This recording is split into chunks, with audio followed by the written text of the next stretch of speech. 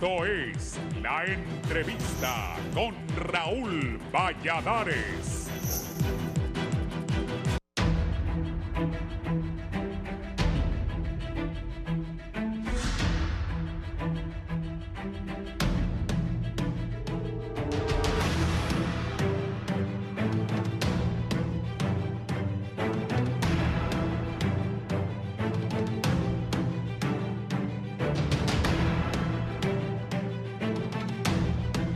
Revuelo ha generado en diversos sectores la solicitud hecha por el Consejo Nacional Electoral, el cual pide al Poder Legislativo un presupuesto de alrededor de 1.492 millones de lempiras para el desarrollo de las elecciones internas, tomando en cuenta la precariedad de la economía hondureña, por lo que el analista político Marvin Ponce expresó en exclusiva en el foro La Entrevista lo siguiente. El equipo que compraron en las elecciones últimas. No, esos 1.400 millones no puede ahí, no puede ser. El Consejo Central Electoral, ahí se roban el 30% de los fondos de cuando acuerdo, hay elecciones. Sí. Porque hay que contratar imprentas, hay que contratar tecnología, asesores, software, capacitación, papeletas. Son dos elecciones, mire, donde hay robo abiertamente.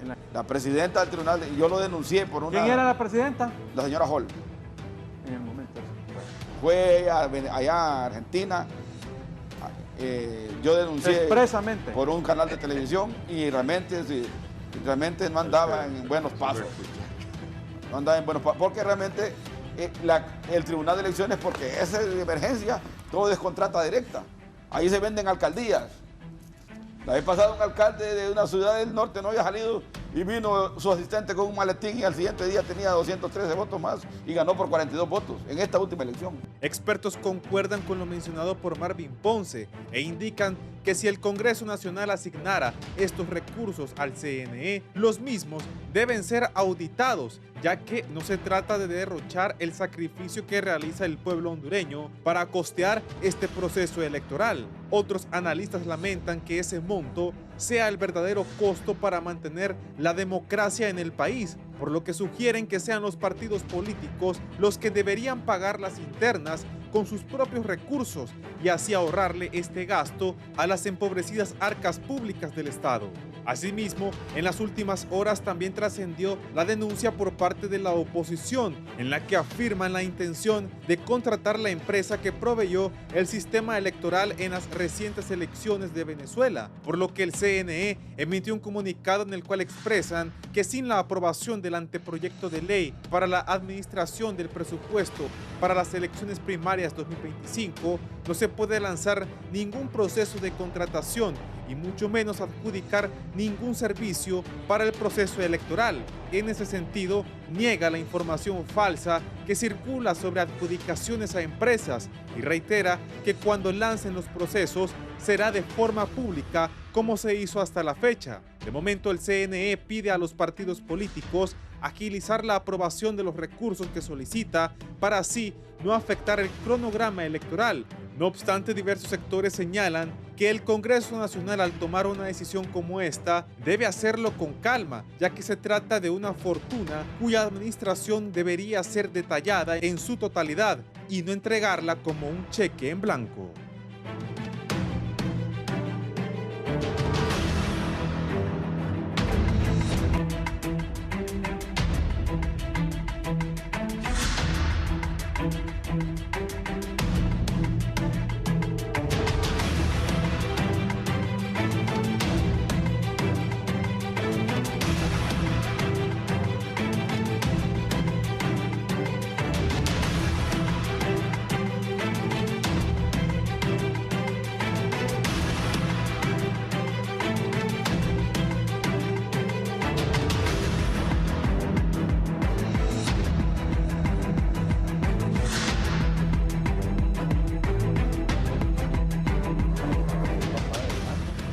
Buenos días, gracias por estar con nosotros en la entrevista de Canal 11 y Radio Visión Honduras. Me decía Fernando Arteaga que alguien le decía anoche en el Congreso, no, Fernando, es que la democracia es cara.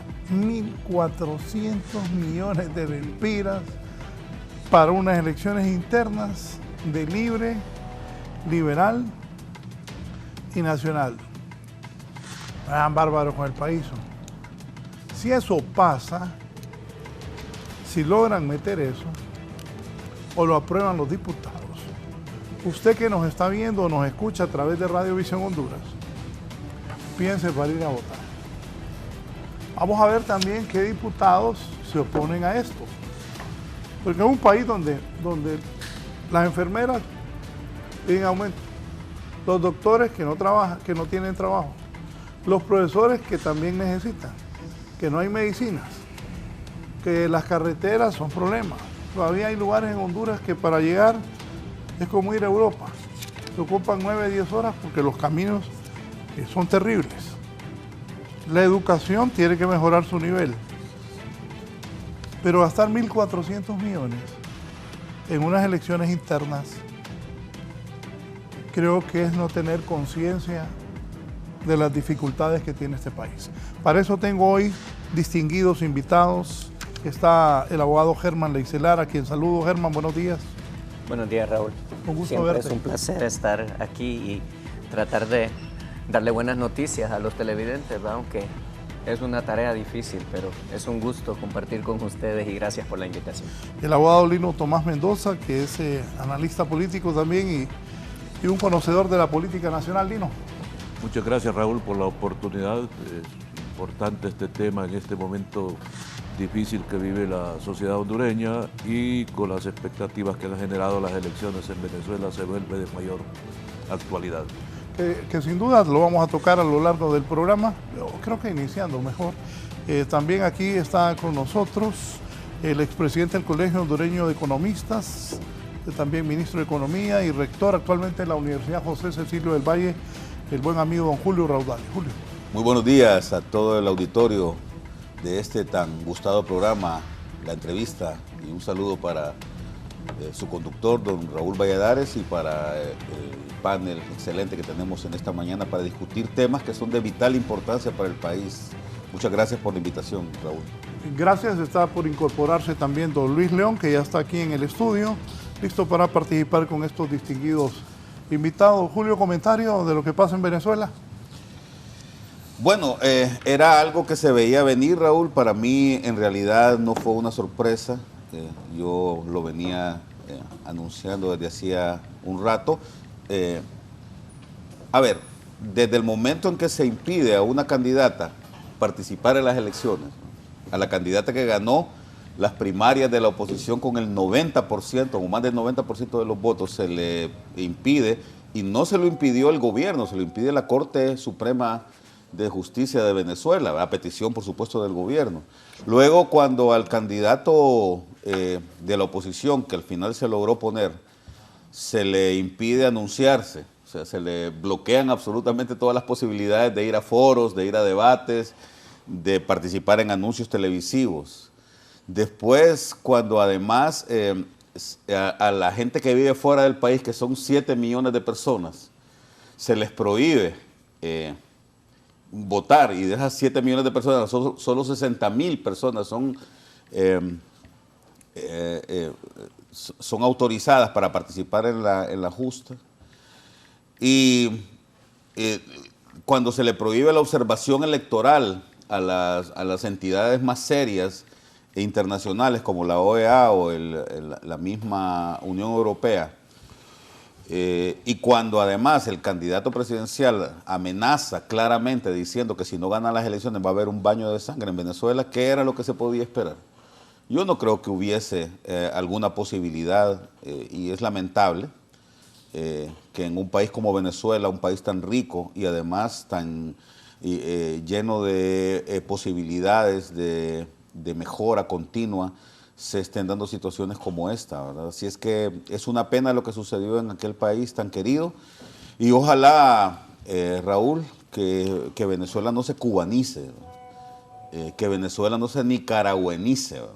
Porque ya en Nicaragua y en Cuba hablar de democracia pues es un albur, ¿no? Ya nadie puede reclamar. Cuando hay levantamientos ciudadanos en estos dos países, son violentamente aplastados y ni siquiera la comunidad internacional dice nada ya. Hay un momento, entonces pareciera como que la comunidad internacional se olvida de los países. Ya sucedió con Corea del Norte, Nadie habla de Corea del Norte, salvo Corea, la República de Corea, que todavía reclama la unidad, pero de ahí nadie más habla de estos países. Y lo mismo sucede ya con Haití, con Venezuela y con Cuba, donde prácticamente nadie dice nada internacionalmente.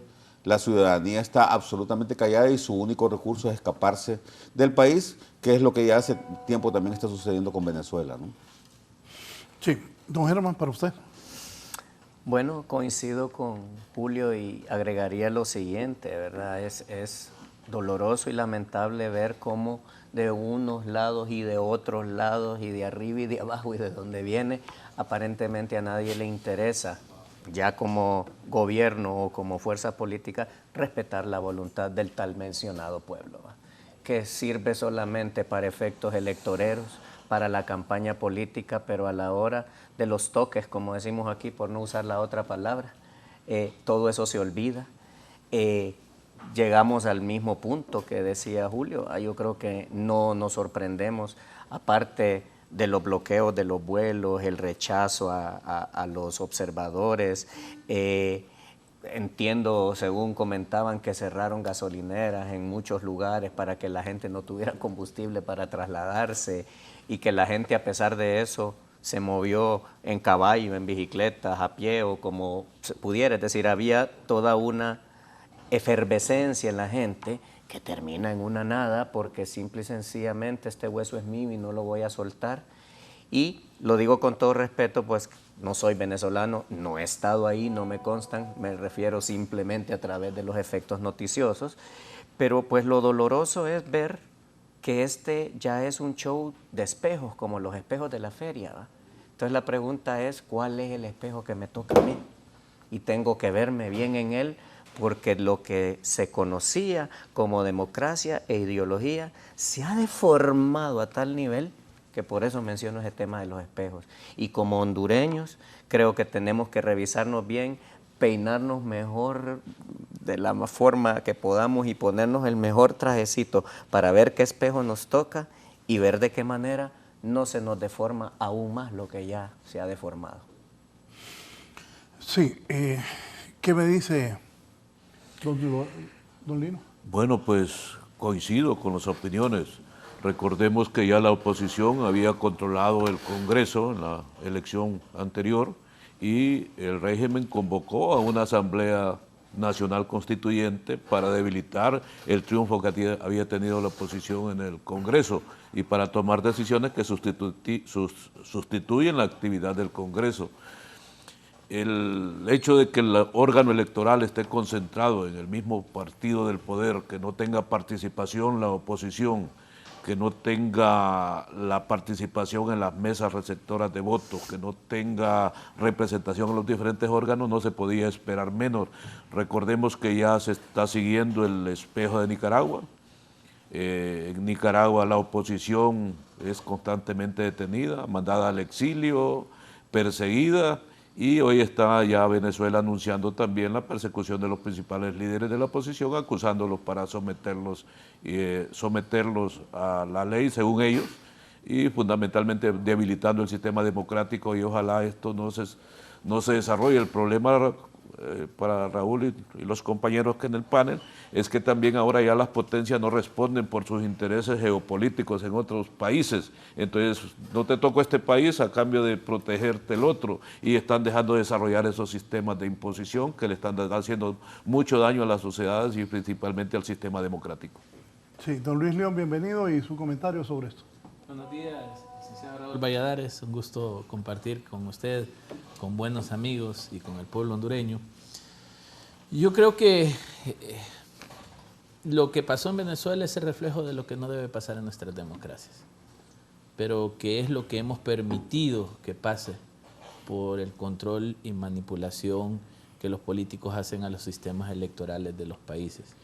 En América Latina hemos venido viendo en los últimos años que cada vez más los procesos electorales se vuelven conflictivos. Incluso Honduras se encuentra dentro de ese rango. Siempre estamos pensando que va a haber una crisis postelectoral, siempre estamos pensando que van a haber conflictos, y eso pasa porque los políticos han deformado nuestros sistemas electorales. Los han acomodado a su gusto, han centralizado el poder, han decidido que el pueblo solo es una herramienta validadora de lo que ellos quieren. Digamos, el voto es más validador que realmente elector. Y yo creo que lo que vive Venezuela para un continente que quiere salir adelante, para un continente que quiere construir caminos de desarrollo, para un continente que busca construir gobiernos que puedan tener una visión regional significativa, es triste. Yo lamento mucho que el poder enferme, que el poder genere ese deseo desmedido de quedarse o hacer porque es mi voluntad. Para mí no hay más comentario que ese, Raúl. Es lastimoso ver cómo nuestras democracias cada vez más se convierten en autocracias. Sí, aquí don Ricardo Castillo Callejas me dice esto, voy a leerlo. Dice, bueno, aquí está. Que paguen los propios partidos las internas, pero ¿de qué se asustan? Aprueben la ley de justicia tributaria, solo un grupo económico recibe 2.500 millones de secciones anuales. Preocúpense por Honduras, el problema de Venezuela es el problema de los venezolanos. Hablamos como que Honduras está en la gloria. Bien, Julio, 1.400 millones quieren para las elecciones internas. Se ríe, Germán. Bueno, mira, yo... O sea, no hay empacho. Y te digo algo que conocemos todos aquí. Ayer almorcé con una persona que ha estado en eso, de la política, y le digo, ¿y esos 1.400 millones para qué son? La mitad para robárselo. Sí, es cierto, es cierto. No, pero... Ya bueno, está qué pena que en la opinión pública circulen este tipo de especies, Raúl. A mí me parece que no debería ser. A ver, lo primero que hay que decir es que ese es el sistema electoral que nosotros tenemos, el que nosotros nos fabricamos, o el que se fabricaron nuestros políticos, ¿verdad? Porque yo no sé si estoy equivocado, pero entiendo que ayer se aprobó ya el presupuesto para el Consejo Nacional Electoral. Yo creo que el Partido Liberal presentó la moción. Yo hasta ahí me quedé anoche. No, entiendo que se aprobó por unanimidad. Sí se aprobó. Pero fue la moción. La moción. Entra a discusión el proyecto. Okay. Pero bueno, ya vemos por dónde van las obras, ¿no? Porque si se aprobó por unanimidad, es decir, si todos los partidos políticos que están en el Congreso aprobaron esta moción, entiendo que no va a haber ningún problema para que pase en el momento en que sea discutido el proyecto de ley. A ver, y eso es lo que ha venido sucediendo también desde el año 2001, que se hicieron los cambios. Hay que recordar, Raúl, que pero si eso pasa, pues yo quiero dejar constancia que al menos lo mencioné, lo dije. No estoy de acuerdo que le den 1.400 millones para esas elecciones internas y que los hondureños juzguen a sus políticos si hacen eso. Bueno, pero yo vuelvo otra vez al punto. Son elementos que están en la ley, son elementos que son posibles vía ley. El problema acá es el tipo de leyes electorales que nosotros tenemos, ¿no? Sí. Porque si nosotros tenemos una normativa que permite este tipo de atropellos, mientras en las escuelas no hay electricidad, no hay agua potable, mientras las niñas y los niños de las escuelas no tienen una merienda para poder alimentarse durante su época de escolarización, mientras los hospitales están careciendo de los servicios más básicos que puede tener un hospital, mientras las carreteras siguen en un estado que no permite que el país adquiera más competitividad, estamos apostándole una cantidad exorbitante de dinero basados en la ley. Es que el problema es ese. Ayer leía yo... ¿No entendés que no hay dinero? Ayer leía un post de una persona en una de las redes sociales que decía: el problema en Honduras es que la ley no se cumple. No, hombre, el problema en Honduras es que tenemos leyes muy malas. Tenemos leyes de muy mala calidad y eso lo subrayan mucho Daron Acemoglu y el profesor, el otro profesor de Harvard, en su famoso libro ¿Por qué fracasan las naciones? Las naciones fracasan fundamentalmente porque tienen leyes muy malas, porque tienen instituciones de mala calidad que son las que socavan el bienestar de la gente. Y esa ley electoral es una institución que socava el bienestar. Porque desde el momento en que el Estado tiene que garantizarle a un partido político el financiamiento para su campaña, desde ese momento es que vos tenés el desorden ya, Raúl. El otro día tuviste aquí, sentados aquí en estas mismas sillas donde estamos nosotros, a un par de personas que a mí me da vergüenza escucharlas, de unos partiditos de bolsillo que hay aquí, que aparentemente van a dejar de existir porque no tuvieron ni diputados ni votos, pero se pelean por estar en la lucha política porque saben que les van a dar plata. Y de eso viven los 4 años, ¿verdad? Entonces, a mí me da mucha vergüenza escuchar a personas, un partido naranja y un partido no sé qué, ¿verdad?, que no tienen ni 5,000 votos en las elecciones, ¿verdad?, peleándose porque saben que el financiamiento de sus campañas políticas y, por supuesto, de su modus operandi, de su modo de vida, deviene, y no estoy hablando solamente de esos partidos, de todos los partidos políticos, incluyendo los más grandes, ¿verdad? No aprenden a buscarse sus propios recursos para financiar sus campañas, sino que esperan que el Estado, que la teta pública le financie sus campañas políticas, y eso es una vergüenza, pero lamentablemente es una vergüenza legal. Está en la ley y ellos pueden hacer uso de esa ley para financiar sus vidas y para mejorar su estándar.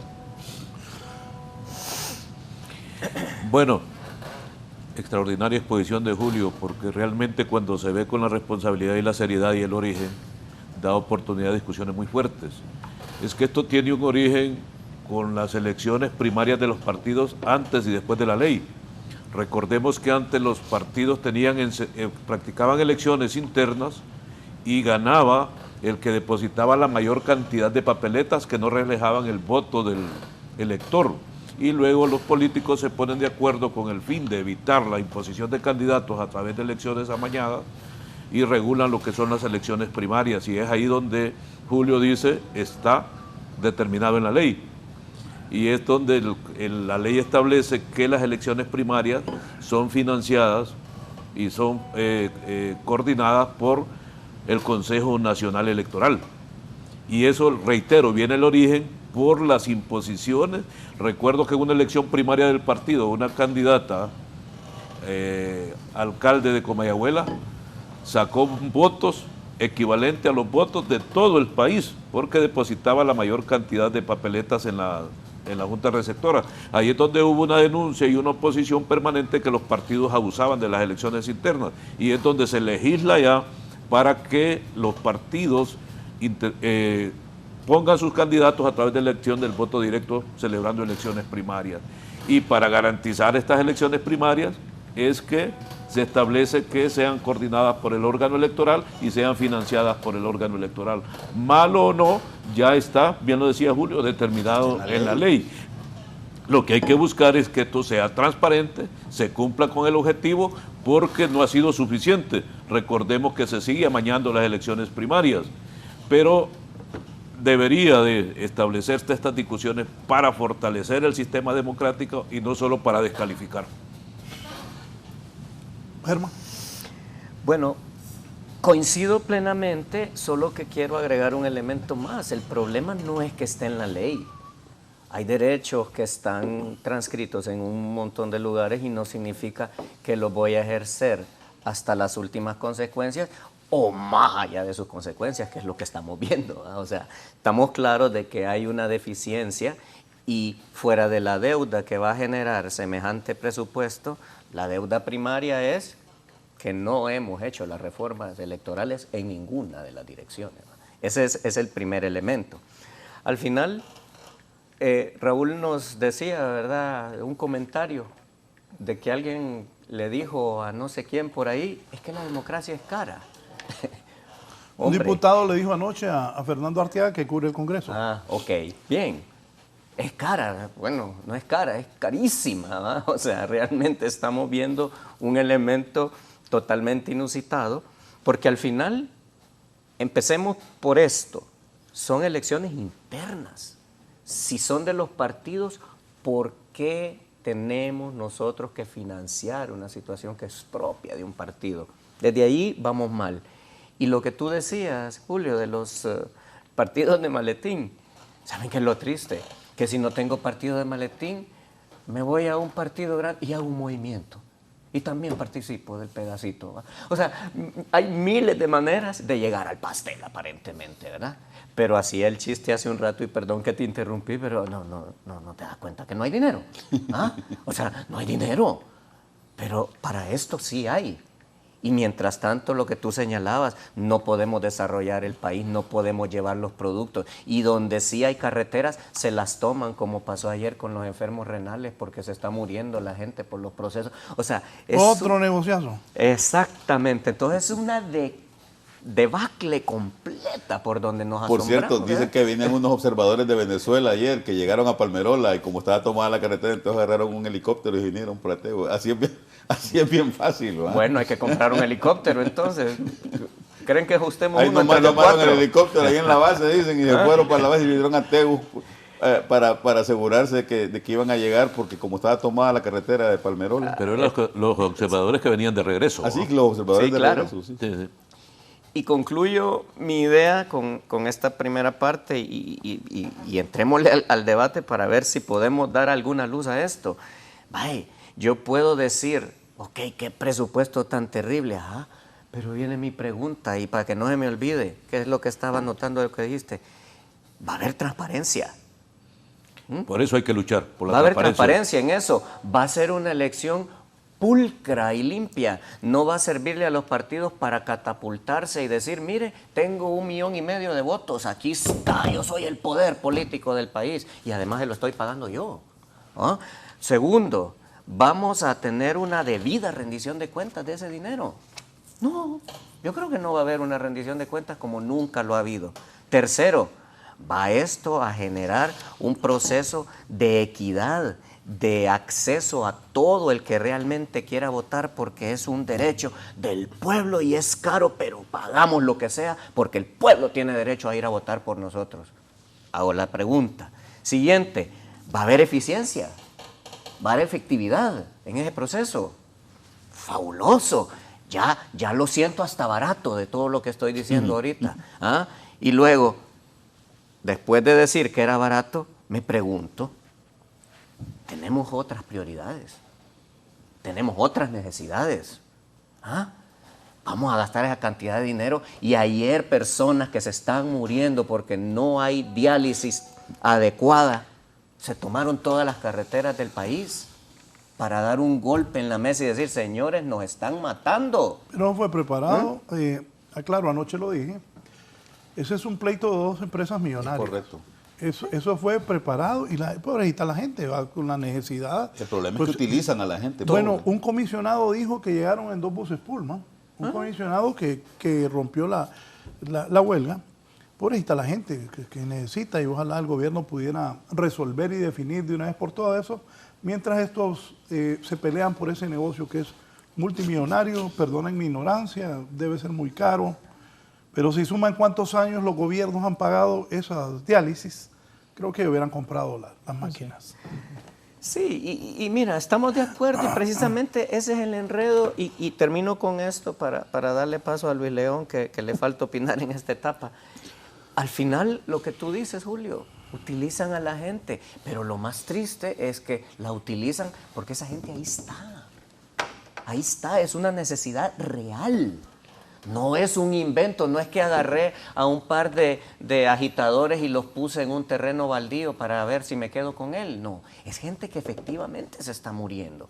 Y cuando te das cuenta que la vida de una persona es moneda de cambio para todo esto que estamos mencionando, Dios mío, me dan ganas de agarrar una bolsita de papel como el hijo de Silvestre, ¿te acordás? ¿Va? Que se ponía una bolsita porque le daba vergüenza, ¿va? Todo lo que estaba ocurriendo. O sea, señores, yo voy a insistir en algo más. Reflexionemos, el país no da para más. Que hay señalamientos de un lado y de otro, perfecto, pero por el amor de Dios, concluyamos en que los niveles deplorables a los que estamos llegando derivan de 40 años de sumatoria de malas decisiones que solo van echando más y más lastre a un bulto de pólvora que va a estallar de la manera más desagradable en algún momento. Don Luis. Mire, yo he estado escuchando Raúl, y tratando de pensar cuál puede ser la mejor opinión que puedo dar. Quiero partir de algo que escuché ahorita que venía en camino. Escuché a uno de los consejeros en la radio diciendo que ha estado viendo y escuchando cómo los analistas han estado atacando desde ya a la institución electoral, generando desconfianza y generando dudas en la población. Le aclaro algo. Ayer sentado donde está don Julio Raudales estaba don Julio Navarro. Don Julio Navarro, del Consejo Nacional Electoral que representa Libre. Y él dijo, no estoy de acuerdo que gasten 1.400 millones Sí. en elecciones internas. Sí, es solo para... Sí, no. Yo sé que porque usted relataba lo que escuchaba de esa autoridad. Y él decía, no, miren, con todo lo que se está diciendo, que un montón de dinero, le están generando desconfianza al pueblo hondureño, la gente desde ya está pensando que va a haber un proceso electoral fracasado. Se me quedaba reflexionando yo ahora mismo, que es que el problema es que las mismas instituciones y los mismos políticos han causado la desconfianza. Digamos, el problema que tenemos es un problema de concepción de cómo manejar un proceso electoral. Mire qué interesante, Lino puede dar fe de esto. Cuando se creó la deuda política, se creó para evitar de que crimen organizado, que mafias de poder, que grupos de poder o grupos fácticos, digámosle, financiar a los partidos políticos para que no estuvieran con una agenda vendida. Se le decidió cargar al pueblo hondureño el financiamiento de los partidos políticos a raíz de buscar transparencia y honestidad en los partidos. ¿Se logró evitar de que el crimen organizado financiara partidos políticos? No. ¿Seguimos cargando al pueblo hondureño con gastos exorbitantes en partidos políticos y en campañas? Sí. Digamos, el proceso ha sido un proceso, y lo decía el licenciado Raudales, un proceso de descomposición del sistema electoral. Es cierto que las democracias son caras y yo creo que todos estaríamos dispuestos a pagar democracia si las democracias funcionan. El problema es que aquí pagamos democracias y las democracias no funcionan. Seguimos sin salud, sin educación, sin empleo, sin seguridad, sin condiciones de desarrollo. Yo ayer estaba revisando los datos, Raúl, y para las elecciones primarias de 2021 el Consejo Nacional Electoral usó 1.100 millones. Eso fue lo que se solicitó y se usó para 2021 y ahora se está incrementando a 1.400 millones. Me imagino que el tema cambiario, el tema inflación, el tema algunas cosas está aumentando el presupuesto.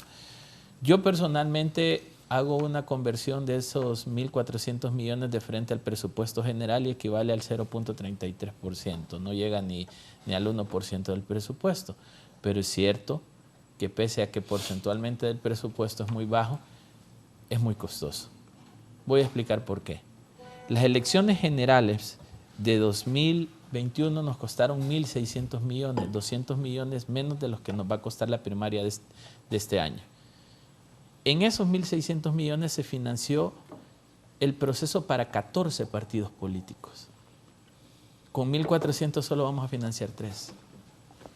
Me parece totalmente fuera de lugar. Primero, porque la cantidad de centros de votación son menos, la cantidad de juntas receptoras de votos son menos, o sea, pasamos de 18.000 a menos de 9.000, es la mitad. Entonces, digamos, ¿por qué necesitamos financiar tanto? Y ahí yo estoy claro y yo apoyo a Raúl. El dinero es que es un negocio ahí para los partidos políticos. ¿Por qué? Porque les damos un montón de dinero, porque la ley dice que el Consejo Nacional Electoral solo debe ser un gestor del proceso primario, que quien es propietario, quien lo administra y quien lo ejecuta son los partidos políticos. Por eso las limitaciones que tiene el Consejo Electoral en cuanto a intervenir a problemas de partidos políticos es muy baja. Debe entregar el dinero para que los partidos se ejecuten. Ahí podemos meter en el campo de discusión un montón de cosas, el sistema de transmisión, cómo se van a manejar las mesas, cómo se van a componer, podemos meter un montón de cosas en la discusión. Pero el punto es simple, 1.400 millones para financiar 8.000 y tantas juntas receptoras de votos, las papeletas y el sistema de transmisión. Yo siento que sí está fuera de lugar. Primero porque ya se dijo que tenemos problemas más importantes. El otro tema es que si decidimos no financiarlo, entonces no va a haber procesos electorales. Esa era la pregunta que le iba a hacer. Digamos, entonces no lo financiemos porque mucho dinero, no va a haber procesos electorales. ¿Y qué nos va a pasar si no hay procesos electorales? Yo concluiría, Raúl, en este primer aporte, que estoy 100% de acuerdo con mi profesor Julio Raudales.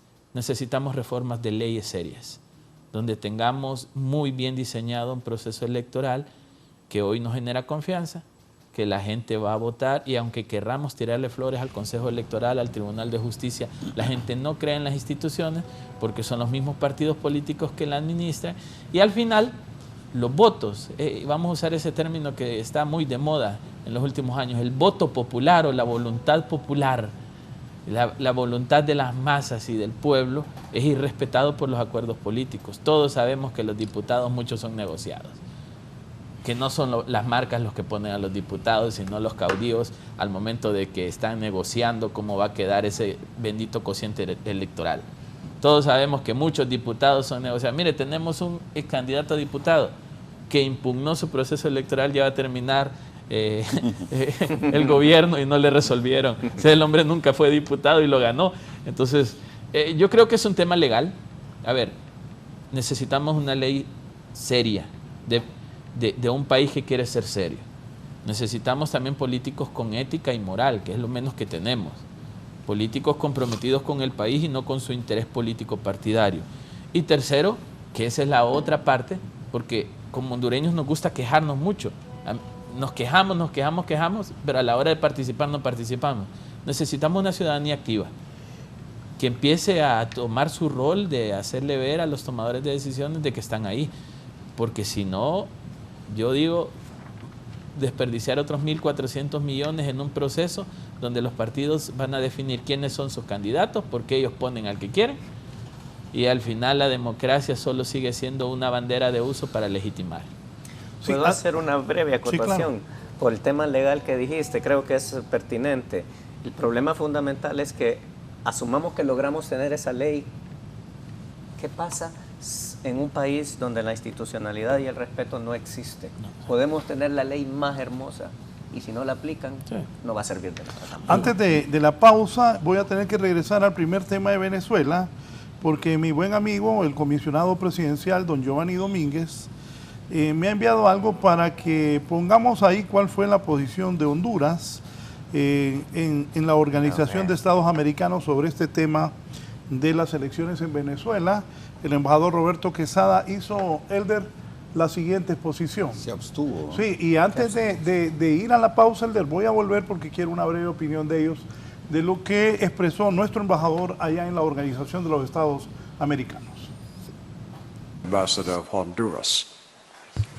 Muchas gracias, señor presidente del Consejo Permanente, señor secretario general, cancilleres que nos visitan, colegas embajadores, delegados e invitados en general.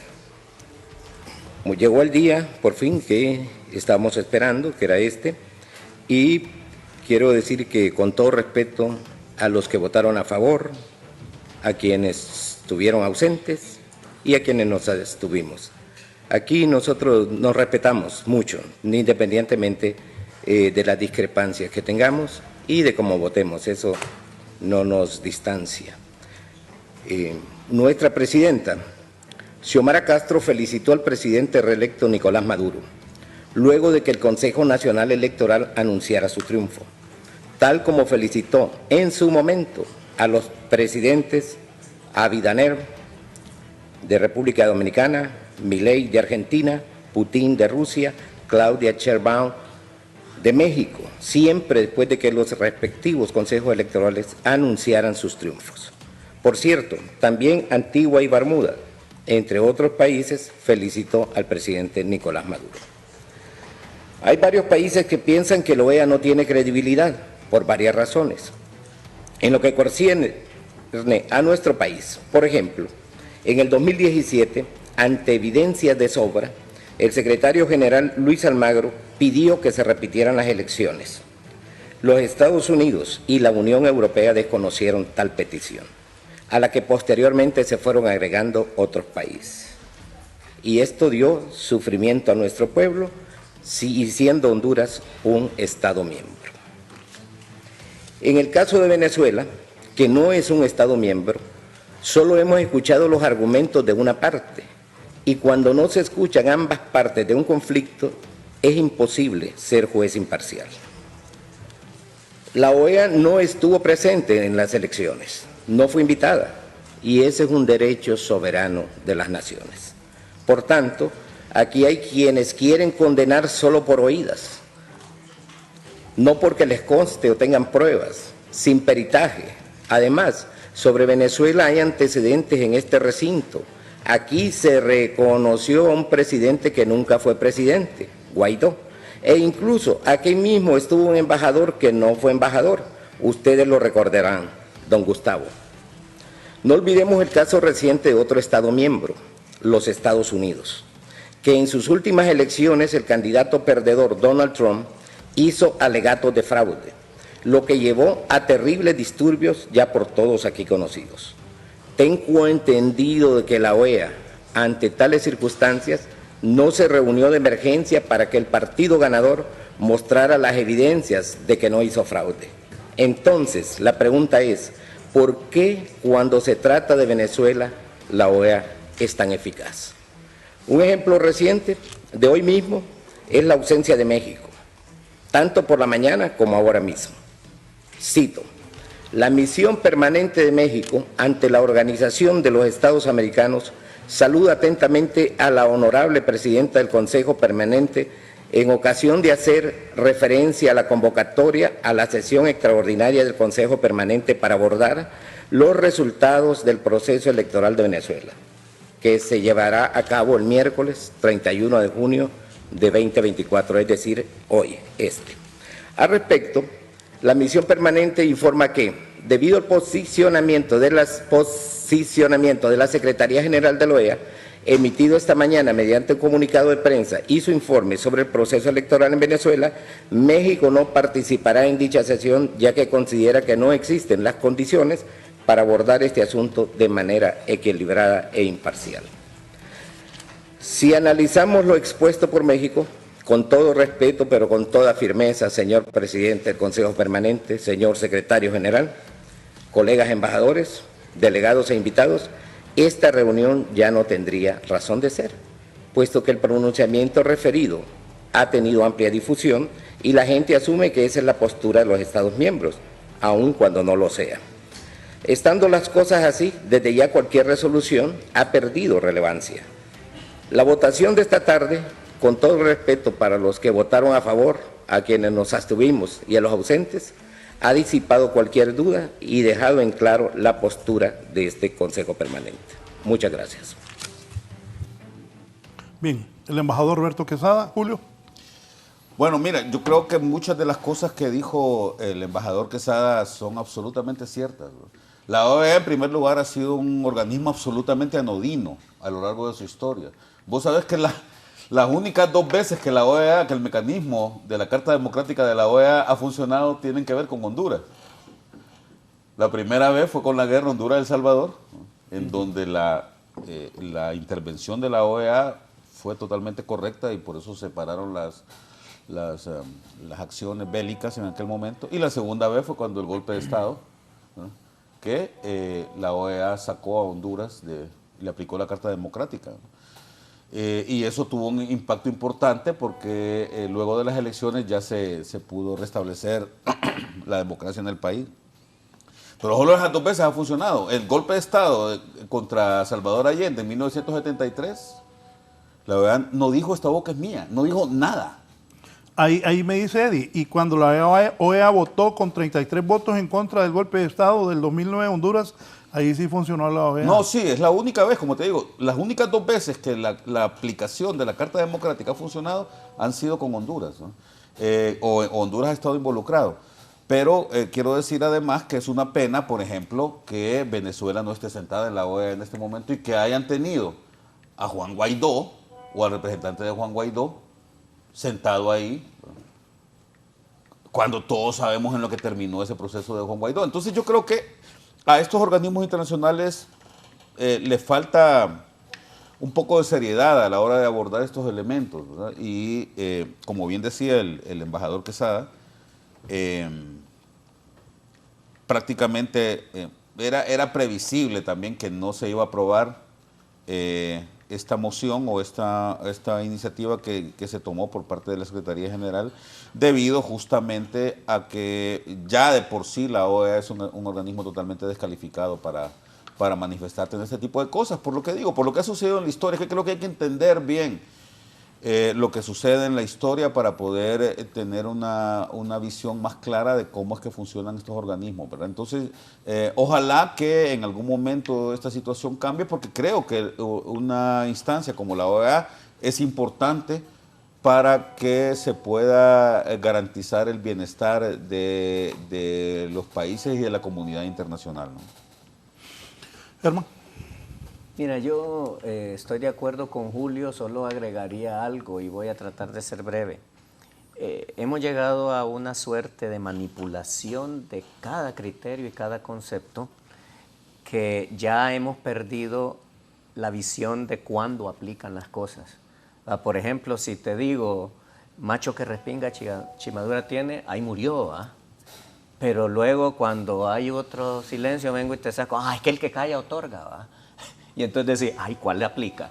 Porque obviamente son contextos distintos para cada cosa, ¿va? Y esa manipulación siento que se ha dado a nivel ideológico, a nivel de procesos, y voy a tratar de comparar esto de manera errónea quizás con el tema de los caballeros cruzados, ¿va? En nombre de Dios se hicieron barbaridades, inimaginables a lo largo de la historia, y yo diría que ahora, en nombre de la libre determinación, se están haciendo cualquier cantidad de barbaridades en un montón de países, porque al final, si no llegamos a una cohesión del entendimiento que hay de la necesidad que tenemos de unidad de criterios, miren que la globalización existe, pero solo lo malo se globaliza, lo bueno no, tristemente, ¿eh? Y por otro lado, diría yo, recordar aquel poema, ¿eh? Donde dicen, primero se llevaron a fulano y a nadie le importó, ¿eh? Ni a mí, ¿eh? De ahí se llevaron a sutano, de ahí a mengano, se llevaron al vecino, hoy me llevan a mí y a nadie le importa. Y eso es lo que está ocurriendo en el mundo, y por eso se nos está arrastrando en direcciones tan nocivas donde la humanidad pareciese haber perdido su razón de ser humanidad. Sí, Lino. Sí. La OEA no ha tenido el comportamiento de su propósito fundacional, y era establecer sistemas que garantizaran los procesos democráticos y de fortalecimiento de la institucionalidad de los estados. Y ahora se desarrolla en base a las concepciones ideológicas. Si se suman los países que se ubican en la izquierda, se vota conforme a los países de la izquierda; si está a la derecha, se vota conforme a los países que gana la derecha. Y ha perdido pues ese concepto de institucional, de formalidad, de seriedad, y las opiniones de los secretarios generales están sesgadas dependiendo la ideología que representa, y eso ha debilitado definitivamente la Organización de Estados Americanos, al tener comportamientos ideológicos y no de sustentación, de fortalecimiento de los estados de derecho. Luis. Yo creo que la OEA en los últimos años se está enfrentando a un fenómeno que no estaba acostumbrado. Digamos, el incremento de gobiernos de izquierda en América Latina está generando un contrapeso en las decisiones internas de la OEA. Antes era un poco más fácil operarlo porque era la derecha latinoamericana, ¿no? No, eran los Estados Unidos. O los Estados Unidos. Los que decidían. Exacto. Entonces, ahora con la gran cantidad de gobiernos de izquierda dentro de la OEA, le genera un desbalance. Y la OEA ahora se ha visto forzada, justo lo que dice Lino, a tener que tomar posiciones o izquierda o derecha, porque está claro que también tomar una posición neutro es tomar una posición. Entonces, al final hay que quemarse para un lado. Y yo creo que al final la OEA tiene que empezar un proceso de reconstrucción, especialmente de la confianza de los Estados miembros. Digamos, cuando uno ve la reacción de todas las personas que... Lo que dijo el presidente de México fue fuerte. Sí, fue fuerte, sí. Digamos. Los que no sirven para nada, les dijo. Exacto, sí. Los mismos Estados miembros. Incluso aquí en Honduras, la OEA, después del golpe de Estado, quedó sumamente deslegitimada y eventualmente con la implementación de la MASI se trató de recuperar un poco de confianza por parte de la OEA. Pero la OEA todavía sigue localmente en una posición no de mucha credibilidad. Entonces, digamos, el problema es que perder la credibilidad es fácil, recuperarla es lo difícil. Y mientras no hayan decisiones y acciones que realmente generen esos resultados que se esperaría desde estos mecanismos, la tienen difícil. Yo, al final, siento que es un mecanismo que hay que reconstruir. Bien, don Ricardo Castillo dice, jajaja, leyes muy malas, malas son los políticos y las personas que lo permiten, excelentes panelistas. ¿Ustedes creen sinceramente que a los políticos les importa sus comentarios por muy buenos o interesantes? Si lo creen, viven en Disneylandia. Y en el caso de Ecuador, violando la sede diplomática de México, la OEA está muda. Aquí está don Sebastián, dice... Buenos días a usted y sus invitados. Somos de los pocos países que aún estamos contratando empresas privadas para producir los documentos electorales. Cierto. Y también por acá me decía... ¿Por la desconfianza? Sí. El popular Toño Rosa, Toño Morro. Buen día, Raúl. Igual fraude ahí en la interna de Jo contra Ricardo. Acá aparecieron las marquesas de votos a favor de Jo. Ni se molestaron en separar cada voto.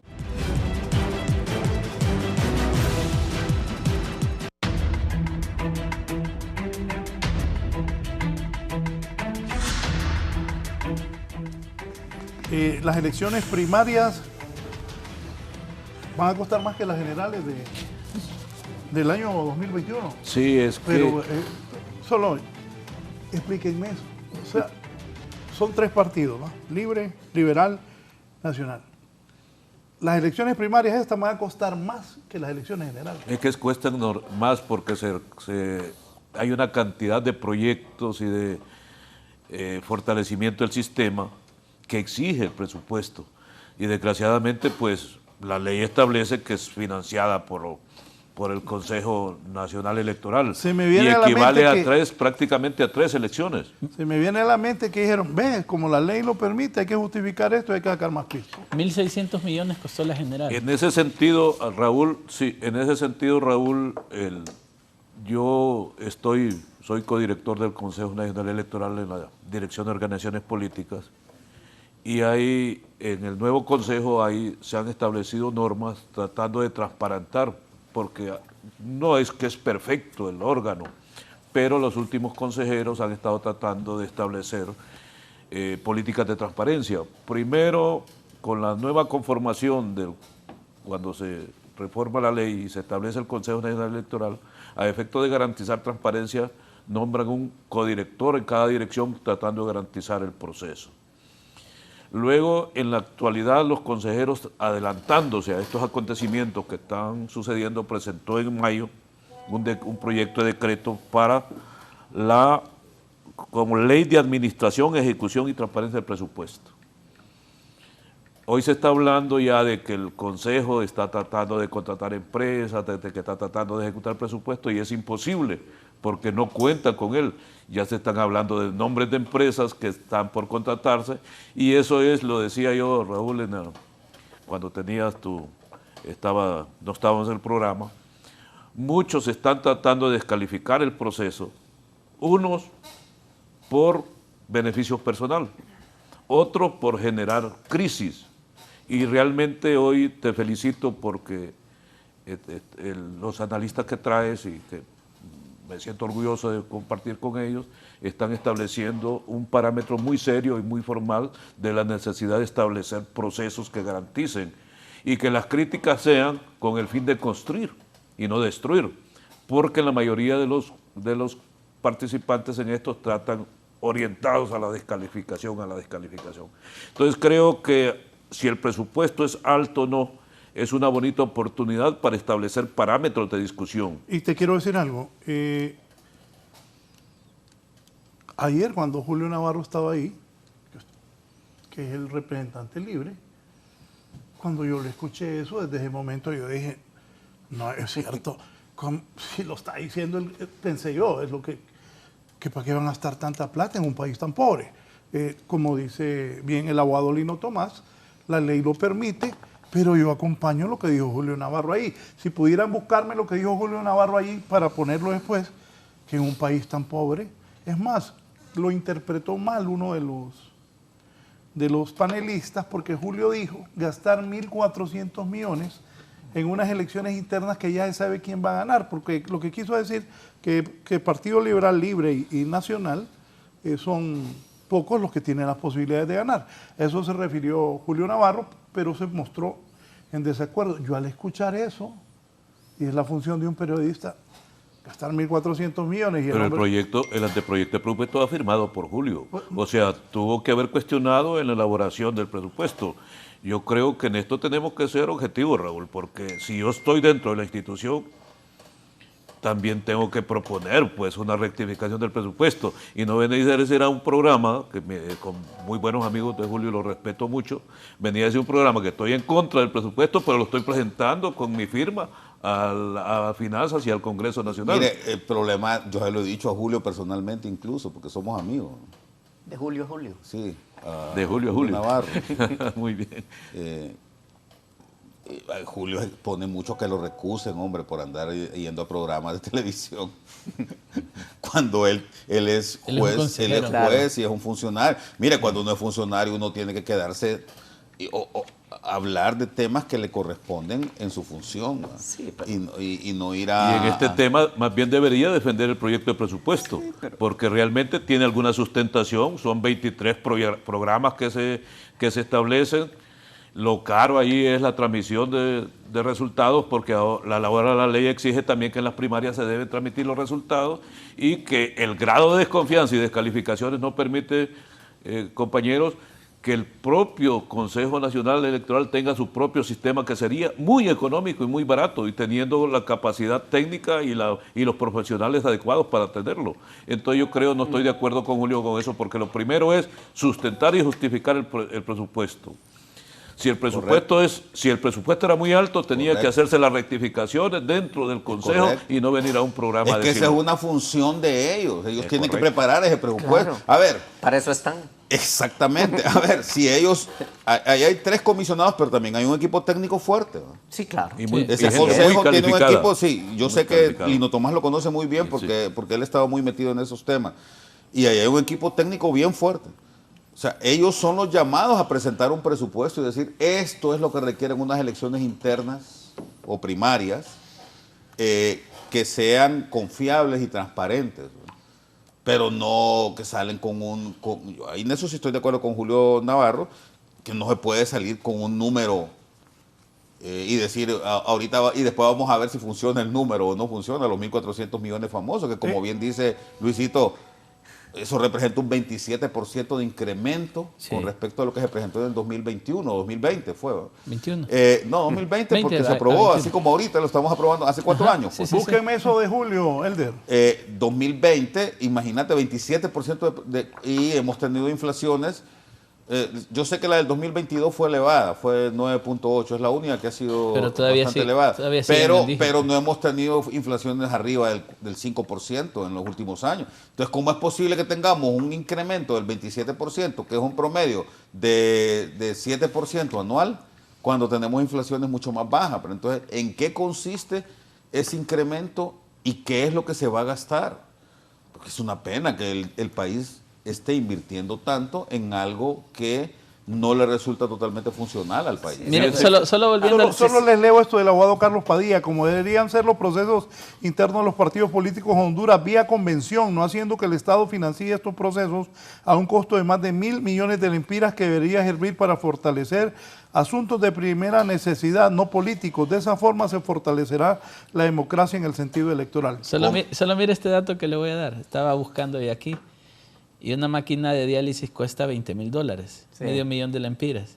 Con esos 1.400 millones compraríamos 2.800 máquinas de diálisis. ¿Qué tal? Por lo que decía Germán, ¿no? Es que es lo que te digo, es un tema de sentido común. Pero ¿cuál es el problema? Que aquí la fuerza del derecho ha desaparecido. Y es el derecho de la fuerza, lo he dicho en muchas ocasiones. La saturación de leyes también, abogado. Mire, es correcto. Sí. Y al final, cuando estamos hablando de este tipo de cosas, ¿qué sucede? Yo puedo decir, en sentido común, vaya, yo me declaro ignorante en materia electoral, Pero el sentido común me dice que esa cantidad de dinero es monstruosa e innecesaria, ¿va? Yo lo veo injustificado. Por eso te digo, injustificado, pero hablo del sentido común. ¿Pero qué? Vamos a la manera en que se nombró el fiscal, más allá de que esté funcionando o no. Vamos al proyecto de la cárcel de las Islas del Cisne, va porque va. Me explico. Esa imposición es la terrible, porque lo que tú dices, la justificación, el sustento, la lógica, lo racional detrás de cada decisión, desaparece. Es como decía Facundo Cabral, ¿te acordás? Que él decía, ¿va? Yo quiero, tú quieres, él quiere, nosotros queremos, él puede. Eso es lo que está pasando, ¿ah? El que tiene la capacidad y el poder de tomar la decisión, la toma y punto. Pero mira, solo quiero agregar algo. Pero no lo dijo por lo de pendejo, ¿no? Por ahí va. Solo quiero agregar algo. Los hondureños somos muy buenos para olvidarnos de todo. Sí. Digamos, hay que recordar 2021. Presupuesto de 1.100 millones para primarias. No se logró contratar el sistema de transmisión de resultados. ¿Por qué? Porque no se aprobó a tiempo, después no se aprobó la compra por lista corta. La pandemia y las tormentas. La pandemia, hubieron un montón de factores que no permitió. Entonces vino el Consejo Electoral y en aquel momento dijeron, bueno, hagamos un sistema, ¿cómo le dijeron? Hecho en casa, ¿cierto, Lino? Y se crearon un sistema hecho en casa que en teoría iba a ser la recolección de información que los partidos políticos iban a proporcionar. Pero la metodología para que los partidos políticos lo proporcionaran era que se les daba el dinero para que crearan los consejos departamentales. Y entonces crearon los consejos departamentales electorales. Y a través de eso se invirtió en 2021 el proceso de mesas, conteo, para que después le pasaran al CNE en su sistema hecho en casa los resultados. Ese montón de dinero que llegó allá, por lo menos yo no sé, porque nunca esas cosas nadie las dice, si se liquidó, no se liquidó, qué pasó. Es ahí donde creo yo que se vuelve negocio las elecciones primarias para los partidos. Y hay que perfeccionar el sistema. Sin duda, lo que te está diciendo Luis tiene razón. Por ejemplo, a los partidos se les dio para capacitación una cantidad de dinero para capacitar sus delegados a mesas electorales. Entonces, ¿se liquida o no se liquida? ¿Cómo se perfecciona eso? Entonces son los asuntos a resolver. Y lo que plantea Raúl con mucho criterio, ¿es mucho dinero? ¿Realmente es para el proceso electoral o no es para el proceso? Y ahí es el reto de los consejeros del Consejo Nacional Electoral de establecer una política y una dinámica que permita la transparencia y la sustentación. Porque Raúl, ¿qué pasa si no hay elecciones primarias? Generamos las condiciones para la institución. Pero eso es una justificación débil. Es una justificación débil porque con el mismo dinero de antes pueden hacer las elecciones primarias 3 partidos. Es una justificación débil porque, pidamos este presupuesto, justifiquémoslo antes. Eso es fácil. Es que así es. Eso es fácil. Es un país pobre este. Mi punto, después de escuchar a Julio Navarro, es que este es un país pobre. Yo no estoy en contra de los consejeros, estoy en contra de que se gaste tanto dinero en un país tan pobre. Un país tan pobre. No sé que yo comparto ese criterio, Raúl. O sea, yo no estoy aquí. Claro que deben haber elecciones internas, que debe haber democracia, que el que gane las elecciones debe, si gana Libre, que sigan en la presidencia, si ganan los liberales, si gana el Partido Nacional, si gana un independiente. La democracia debe prevalecer en Honduras, pero no el gasto de tanto dinero en un país tan pobre. De hecho, el coordinador de Libre, Mel Zelaya ha dicho lo que en broma aquí repitió el abogado Leicelar, no hay dinero. Ay, si no hay dinero, ¿cómo van a gastar 1.400 millones en elecciones internas? Mira, pidamos más, presentemos la documentación, ¿cómo justificarlo? Eso es más fácil. Pero lo que no es fácil es que nosotros, los hondureños, salgamos de la pobreza. Pues un país tan pobre como nosotros, gastando dinero en política y política, ¿cómo se avanza? Si ya le dimos, mi punto es ese, no. Si ya le dimos la deuda política a los partidos, ellos deberían financiarlo de la deuda política, por ejemplo. Pero ¿dónde viene el negocio? Solo para redondear y no abusar del uso de la palabra. ¿Qué es lo que pasa si no liquidan los fondos que le da el Consejo Electoral a un partido político? Se lo deducen de la siguiente deuda política. Entonces, ¿qué pasa? Ahí es donde los dueños de partidos políticos, los dueños de turno, juegan su negocio. Nah, ya me dieron el dinero de capacitaciones, no lo voy a liquidar, me lo voy a quedar. Y el otro que venga, él es el que va a quedar sin pisto porque se lo van a quitar a él.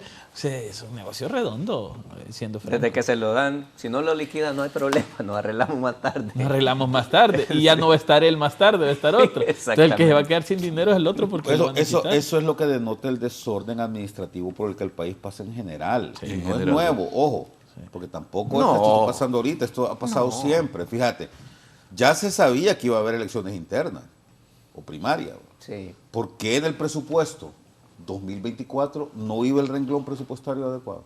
¿Por qué no preparó el Consejo Nacional Electoral durante el año pasado ese proyecto para que fuera evaluado y fuera aprobado en el presupuesto 2024? Entonces, ¿cómo es que estamos improvisando tanto en el país? Pero repito, no es nuevo. No. Yo estaba en el gobierno viendo estas mismas cosas desde hace ya más de 35 años. ¿verdad? Y a partir del 2001, que fue que comenzó todo este embrollo del financiamiento de las elecciones primarias, porque hay que recordar que el Partido Liberal tenía elecciones primarias antes. El Partido Liberal es el que abrió esa brecha, ¿verdad? Hay que recordar que las primeras elecciones primarias que hubo acá en el país fueron en el año 1988. ¿Te acordás que nos perforaron la tarjeta de todo, Sí. Ahí quedamos coloreados todos. ¿va? Entonces, No sea que Julio es liberal, ¿no? no, Estaba a mí me perforado. picaron la tarjeta de identidad. ¿va? Yo voté por Jorge Arturo Reina y el M líder en el 1988. Y Bueno, luego- ya veo dónde salió tu hijo. y luego en 1989 recuerdo que me la volvieron a picar, tenía 2 agujeritos la tarjeta porque voté por el doctor Carlos Roberto Reina para las internas del Es como un tren democrático. del 89, ¿verdad? Pero hay que recordar, pero Y la antes pregunta es, Lino, vos que estabas bien metido en eso, porque Luisito yo creo que ni había nacido en el 89. No, ya había nacido. Eh, Pero está hipote. pero vos que te acordás bien de eso, la pregunta es, ¿quién financió esas internas? La financió el Estado hondureño. No, los partidos. El Y esto- partido yo- lo financiaron los partidos políticos. Yo iba a hacer referencia antes, por ejemplo, ya a finales de en los 70, los 80, el Partido Liberal practicaba elecciones internas con sus propios recursos. Sí, Y me es acuerdo. donde la dirigencia que tenía más en el municipio llenaba las urnas. Yo me acuerdo, sí. Llenaba ¿verdad? Y entonces Sí, ganaba sí, sí. el que depositaba más papeletas, no el que votaba. Es correcto. Y entonces por eso fue que se criticó el sistema. Y Sí. ahí surgen las elecciones primarias. Yo me acuerdo bien, Lino, porque en 1980 yo tenía 16 años y fueron las elecciones en donde participó el doctor Carlos Roberto Reina también por la ALIPO, la Alianza Liberal del Pueblo, contra el movimiento liberal rodista correcto. del doctor Roberto Jasso Córdoba, que acababa de morir, el doctor Modesto Rodas Alvarado, y ahí fue donde eligieron, en esas internas eligieron candidato presidencial al doctor Carlos Roberto Reina, pero sí me acuerdo, yo tenía 16 años, no tenía 18, no participé, no voté, pero sí participé en la organización, y yo estaba en el colegio, y yo participé en la organización de esas internas, acá en mi barrio, ahí acá en Comayagüela, ¿verdad? Entonces me acuerdo ¿Qué que internas ya eran? ¿Quiénes eran? eran el doctor Era Carlos Roberto Reina por la Jasso Alianza Córdoba, Liberal del Pueblo. por el movimiento liberal rodista. Es que te había escuchado mal, le oí Carlos Roberto Reina. No, Estás loco. no. Dije yo, No, la está tirando, espérame, hipote. el doctor Carlos Roberto Reina participó por la LIPO, ¿verdad? por la Lino? Alianza Liberal del Pueblo, Participó correcto. por la LIPO y perdió esas elecciones internas contra el doctor Roberto Jasso Córdoba, que fue a la postre elegido presidente de la República en esas elecciones del 79-80, no me acuerdo si fueron 79-80, ¿verdad? Ya me falla la memoria. Pero yo recuerdo que yo participé porque a mí desde entonces me gustaba la política. Yo escribí en el periódico del colegio también sobre política. ¿verdad? Entonces, Solo una cosa, perdón. La exministra de Economía y expresidenta del Consejo hondureño de la empresa privada, la doctora Yuley Jandal, me dice, muy bueno su punto sobre ese doloroso gasto en primarias ante una democracia casi desaparecida, un gasto innecesario. Sería bueno buscar un proceso de conciliación de los partidos políticos en ese tema y demostrarnos al pueblo que les preocupa este tema sumamente de interés nacional. En sus programas, las justificaciones de peso de sus panelistas lo avalan. ¿Decía Julio? No, de acuerdo, totalmente de acuerdo con la doctora Juliet. Y repito, si en aquel momento, porque ya lo mencionó Lino, es cierto, había mucha trampa porque las elecciones se dejaban totalmente a la discreción de los partidos. No, eran estilo universidad. Yo pienso que el consejo podría tomar una cierta acción para garantizar que las elecciones sean limpias, pero que las financien los partidos. Muy bien. Y que los partidos las hagan por ellos mismos, ¿verdad? Esto surgió de lo siguiente. Vamos con don Julio. Elder. Yo me referí al problema de seleccionar candidatos a raíz de lo que dijo el abogado. Gastar 1.492 millones en una elección primaria en Honduras, que de 14 partidos solo van 3, y que todos sabemos históricamente que quien gana las primarias son los que tienen la estructura partidaria en los 298 municipios. Mire, eso no es una barbaridad que he dicho yo. A mí me duele ir a gastar 1.500 millones en saber quién va a ser el candidato del Partido Nacional cuando ya se sabe quién tiene las estructuras del Partido Liberal o del Partido Libre de los que participan. ¿Por qué no participan los otros y hablamos de democracia? Frente a frente. Bien, O sea, aquí se está encendido el debate. que se ha perdido toda frontera de respeto a cosas que son básicas, ¿ah? A mi criterio, ¿ah? Pero no sé si sirve de mucho. Porque vaya, lo que dice doña Julieta es correcto, pero hombre, con la capacidad de conciliación que han mostrado los partidos políticos, pensar que van a conciliar eso cuando hay un paquetito de 1.400 millones está como en chino. Bien, Mel Zelaya dijo, no hay dinero, pero están con 1.400 millones para las elecciones internas. Dice el representante de Libre que él no está de acuerdo con eso.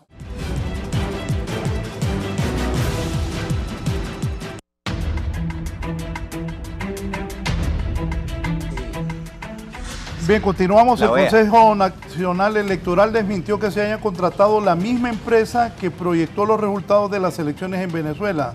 Se debería continuar con los mismos servidores del proceso electoral anterior. Lino, si nos explicas la posición del Consejo ahí.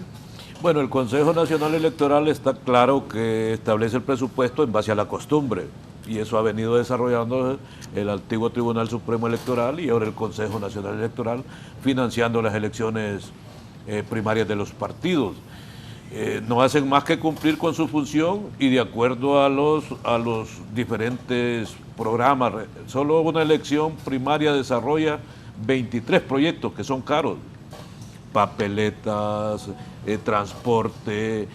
Solo en el pago de custodio, Raúl, se paga una gran cantidad de dinero para garantizar que estos colaboren en todo el proceso y son asignados por los partidos políticos y proporcionalmente por los partidos pequeños en forma aleatoria. Entonces, como se han financiado estos proyectos en elecciones anteriores, se vuelve necesario para garantizar en iguales condiciones el proceso electoral de los partidos políticos.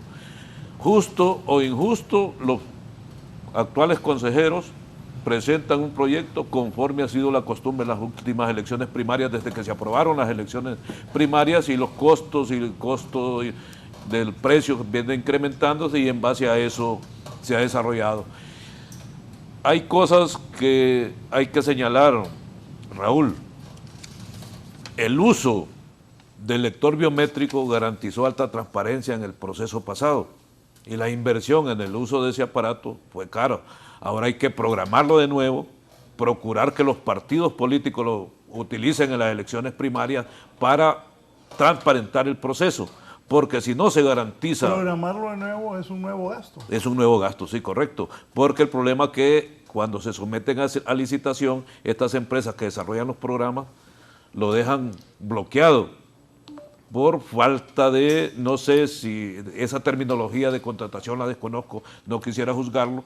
Entonces hay que establecer una nueva programación, eso también incluye altos costos. Pero a lo que me quería referir... Solo esto, ¿la transmisión de los resultados es lo más costoso de cada proceso? Sí, es caro porque como hay mucha desconfianza y descalificación a nivel de nuestro país, nos ha permitido, Julio Navarro tuvo la iniciativa desde que llegó de implementar dentro del Consejo Nacional el sistema de transmisión de resultados, a efecto de abaratarlo y que fueran técnicos nacionales con la tecnología apropiada que tuviéramos ese proceso, pero la descalificación entre los políticos, las dudas y la falta de fortalecimiento del sistema democrático no lo permitió. De aprobarse este presupuesto para esas internas, ¿sería el proceso electoral más caro de la historia?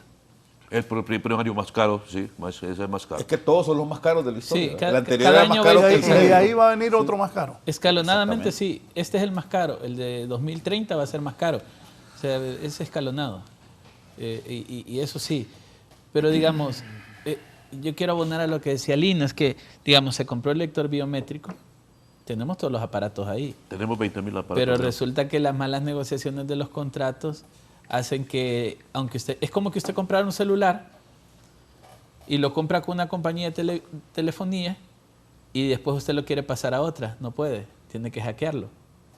Es justo eso lo de los lectores Qué biométricos. mal, son malas decisiones. Son malas decisiones porque el aparato es propiedad del Estado. Negociazos para las empresas, pero queda un aparato inservible. Claro, Qué pena, ¿no? y lo Qué mismo pena. pasa con los software. En buen español, ese es un robo descarado. Lo mismo pasa con los software de los sistemas de transmisión. Eso es una movida. O sea, bueno, sí lo voy a decir. Se me viene a la cabeza que ponen de acuerdo los de las empresas y los de aquí también. Pues. Raúl, Porque pero ¿cómo vas a comprar un carro que solo te vas a montar una vez y nos vemos? Pero mire, Raúl, son regidos por Onducompras y quien regula Onducompras, desde allí se permite el proceso. No, pero esta fue una compra Es que de no- lista corta. Ajá. Pero mire, ¿sabe cuál es el problema ahí? Es que los de Onducompras y no mandan nada. No, Raúl, pero Yo sé de eso, quien manda en un estado y todo. No nos bajemos, man. Raúl, pero esta fue una compra por Bueno, vos lista lo corta. dijiste. Demasiada tela que cortar. Esta fue una Vos lo de dijiste. lista corta. Así es. Recuerden que se envió a 10 empresas la invitación y solo 6 postularon. Mire, y el problema es el siguiente, Raúl. Tenemos todos los aparatos que hay que reprogramarlos. Solo este de Roberto Callejas, el Zarco Callejas. Buenos días, Raúl. Si un partido solo inscribe una corriente, esta debe inscribirse automáticamente como la oficial. La representación en las mesas electorales, tanto en las primarias como en las generales, debe estar en el Consejo Electoral a través de una comisión externa y otros, pero no sé cuántos de los panelistas han manejado un proceso electoral. Yo he estado involucrado y realmente que es una debilidad del sistema. En las elecciones primarias de los partidos, si no se mejora en la próxima elección, vamos a tener la misma duda. Si en un departamento, un municipio, solo tiene capacidad de estructura, un movimiento, él es el que acredita el delegado de la mesa electoral.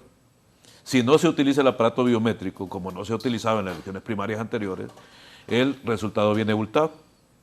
Se llena la urna, se adultera el acta y cuando viene al Consejo Nacional Electoral ya viene el resultado. Entonces ya no es culpa del Consejo Nacional Electoral, Correcto. es culpa de los partidos Del partido políticos, político. del Solo partido valida, político. sí. Sí, solo valida el Consejo, pero ya viene el proceso adulterado. Entonces, en este Es lavado de votos. es correcto, es correcto. Es como el famoso voto rural. Somete al Consejo, al Tribunal Supremo Electoral en aquel entonces, pero ¿dónde estaba el problema? Habían casi 2 millones de hondureños censados que aparecían en el censo en los municipios. El Partido Liberal y el Partido Nacional después de las elecciones no acreditaban el total de representantes de las mesas electorales. En las elecciones del 2013, el Partido Liberal no pudo acreditar 6.000 delegados a mesas electorales y el Partido Libertad y Refundación cerca de 3.000. Julio Navarro tiene esos datos. En las últimas elecciones generales, ¿qué pasó con el famoso voto rural? Ya viene adulterado el proceso porque solo el Partido Nacional podía acreditar delegados en los departamentos en el área rural. Claro. Entonces el impacto lo sufre el Tribunal Supremo Electoral, pero el resultado ya viene en ese momento mesa electoral. Entonces son los procesos que hay que rectificar. Próxima elección primaria, si no utilizamos lector biométrico, va a ser el mismo resultado y las dudas del proceso va a ser en las mismas condiciones. Pero es lo que yo quería cuadrar ahí. ¿Sabe qué problema tenemos? Como ahorita hay que reprogramar estos y se lanza una licitación para reprogramar, que otra vez va a tener que ser por lista corta por el tiempo y debe aprobarla el Congreso Nacional. Y mire, Lick, ¿sabe cuál va a ser el problema? Que le tiramos la licitación. Van a venir las empresas y van a decir, sí, yo puedo reprogramarlo, pero ese dispositivo que usted tiene no funciona con nuestro software. tienen que comprar otro dispositivo.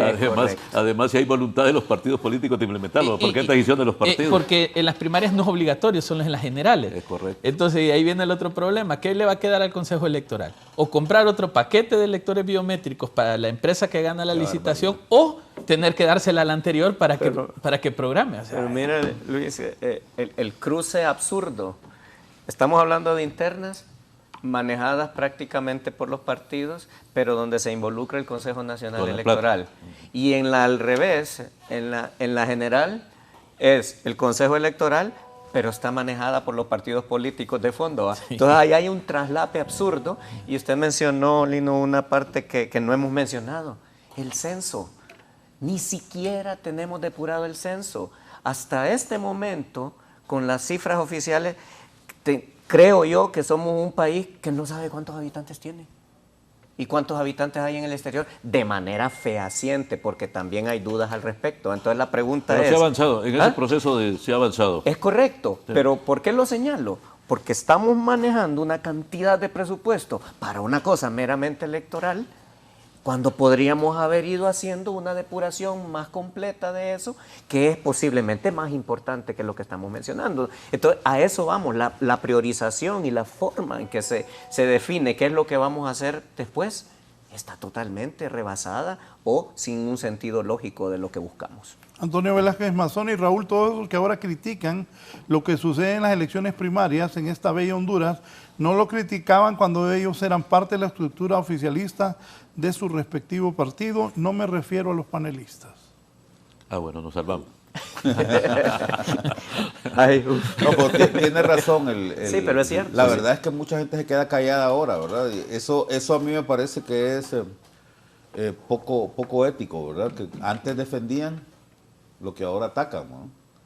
Y al revés, que va para los dos lados también, ¿no? Lo que antes era bueno ahora es malo, y lo que antes era malo ahora es bueno. Se pierde la objetividad. Entonces yo creo que ahí sí nos hace falta más coherencia, ¿no? Hay otro tema también, ¿cuántos partidos van a continuar que estuvieron en el proceso electoral pasado? Y como tuviste, hay varios en fila queriendo participar. Sí, hombre. Dicen que... Estaba revuelto, Julio. Había una vergüenza, que a mí de verdad, perdón Luis, a mí me dio vergüenza ver a tipos aquí sentados en este mismo plató que no sacaron ni un diputado. Yo creo que no sacaron, pero ni un regidor sacaron. Y todavía pretenden seguir mamando, ¿no? 14 partidos políticos. Mira, ese es uno, y me vas a perdonar, Luis, porque yo sé que vos has trabajado en eso, pero ese es uno de los problemas de la famosa democracia multipartidaria. Sí. Que nos heredaron los europeos, sí. Y que a mí me parece que en Europa funciona muy bien, porque en Europa hay mucho espacio para la negociación en el buen sentido de la palabra. Entonces vos ves al Partido Naranja de Alemania, al Partido Verde, ¿verdad? Ves un arcoíris de partidos, ¿verdad? Sí. Negociando unos con otros para poder formar gobierno. Eso no pasa en los Estados Unidos. Sí. En Estados Unidos Son está dos. claro, hay 2 partidos y se acabó, ¿verdad? Claro. Y esos partidos tienen la democracia más fuerte del mundo, aunque en este momento puede estar cuestionada, ¿no? Porque el mismo Trump ha cuestionado el sistema democrático norteamericano, pero es un sistema que ha funcionado estamos a punto de cumplir 250 años, ¿no? Sí. Desde 1776 para acá, la democracia más longeva del mundo, y hay que decirlo, la que mejor ha funcionado, ¿no? Con 2 partidos políticos nada más. Claro. ¿No? Entonces, yo sé que hay que abrirse, que existe una buena cantidad de opciones ahora. La que mejor funcionó hasta que Trump fue al Capitolio con toda esa gente. Claro, sí, por eso te digo. Pero fíjate que es interesante que... Sí, porque ya ahí estaba como los países latinos. Sí, pero te voy a decir algo. Hay una frase, la voy a leer, hay una frase de Milton Friedman, que a mí me gusta mucho, la coloqué ayer en mis redes sociales, dice, en inglés, ¿verdad? Pero dice... Es bueno elegir a las personas adecuadas, dice Milton Friedman. Es bueno elegir a las personas adecuadas, pero esa no es la forma de resolver las cosas. La forma en que resuelven las cosas es hacer que sea políticamente rentable que las personas equivocadas hagan las cosas correctas. Entonces, Trump, para mí, es un tipo fallido, una persona errónea. Él es un aprendiz de dictador. Él quisiera, a él le encantaría ser un dictador latinoamericano. Yo creo que Trump ve a Maduro, ve a Chávez Y se se muere ve. de Ve envidia. a gente así y dice, pucha, a mí me gustaría tener esa posibilidad. Pero ¿qué sucede? El sistema su no se lo democracia, permite. exacto, su sistema. Claro, El es sistema no sólido. se lo permite. Y por eso yo digo que es muy probable que Trump gane las próximas elecciones, ¿no? Sí. Es muy probable que las gane. Hay por lo menos un 50% de posibilidades, ¿verdad? Pero no es el fin del mundo si Trump gana las elecciones, porque el sistema de los Estados Unidos no le permite a él hacer lo que él hubiera querido hacer ese 6 de enero del año 2020, ¿verdad? 2021. Mire, solo quiero abonar ahí, digamos, se estima que eran 6 partidos políticos los que se iban a cerrar. Yo estoy de acuerdo con el IC. ¿A qué le llamamos democracia? ¿Un partido, 2 partidos o 1000 partidos? Hoy tenemos 14 y solo 3 tenían opciones de ganar. Y los otros 11, entonces, ¿qué son? Es cierto, algunos salen en que las minorías también valen, estamos de acuerdo, pero ¿a qué costo, no? Entonces, digamos, mire, Raúl, se supone que había que cerrar 6 partidos políticos y entiendo yo que no los han notificado. Si no hay notificación, no hay clausura. Y estaba diciendo los consejeros el otro día que hay solicitud de 8. O sea que básicamente si mantenemos los 14 vamos a tener 22 partidos políticos para las elecciones generales de 2025. Sin membresía. Sin membresía. A algunos les va a convenir que sigan existiendo algunos y precisamente por eso no Por los eso lo notifican. No, y pero ahí es donde viene la Y manipulación. además tenemos precedentes nefastos, ¿verdad? El partido del general Romeo Vázquez, por ejemplo, no saca nada y toda la vida se van y hacen un recurso de amparo ante la Corte Suprema de Justicia diciendo que es un derecho humano. Participa. Oíme, entonces vamos a estar también financiando a esa gente toda la vida nosotros, solo porque se les antoja a ellos ser políticos profesionales. Vemos a la manipulación de los conceptos. Tengo un derecho humano y entonces no hay reglas, pues simplemente lo tengo y voy y punto. ¿Ah? Ahí es donde está la parte. Eso es penoso, lo que está diciendo Germán, es penoso que siga sucediendo. Y si no entendemos, por ejemplo, que no se trata de tener partidos. Entre más partidos tenemos, lo que sucede es que estamos partidos democráticamente, ¿ah? Porque es una atomización absurda que no consolida ningún tipo de fortaleza Fíjese democrática, a que mi criterio. Hay un elemento ahí importantísimo en lo que señalan ustedes. Ya la gente con mayor éxito y mayor compromiso de familia, social, profesional, no participa en política. El nivel más bajo es que él participe en política, porque se ha perdido el propósito del ejercicio del gobierno para el bien común. Entonces el político ve una oportunidad para resolver su problema personal y no para hacer el bien común. Entonces, y eso está pasando también con los nuevos procesos en elegir las instituciones del Estado, llámese Corte, Fiscalía, donde antes la Corte Suprema de Justicia, para elegirla, todavía antes de las últimas reformas, iban las personas más calificadas, los abogados que habían tenido mayor éxito, que habían desarrollado una experiencia en sus campos, en el penal, en laboral, en lo civil. Meritocracia. Y ahora, en la meritocracia, y ahora que participan como aspirantes por los procesos esos de evaluación, gente que quiere resolver el problema, y llega mucho joven que no ha tenido éxito profesional. Eso se da en la política y en las instituciones del Estado. Dice el abogado Eduardo Martel, profundizando un poco lo que dice el amigo Julito, la gran diferencia del parlamentarismo en Europa versus el parlamentarismo en América. Para formar gobierno se requiere el apoyo del Parlamento y todo escaño suma. Correcto, de acuerdo con Eduardo. Muchas gracias por el aporte. Lick, si llegan a participar 22 partidos políticos, la planilla de diputados por Francisco Morazán va a ser de 506 candidatos. Chiquitina la foto. No, además, esas sábanas, es que son tantas cosas. Pero mira la reacción de Lino Tomás, pequeñita en la foto, o sea, la gente no va a ver a quién elige.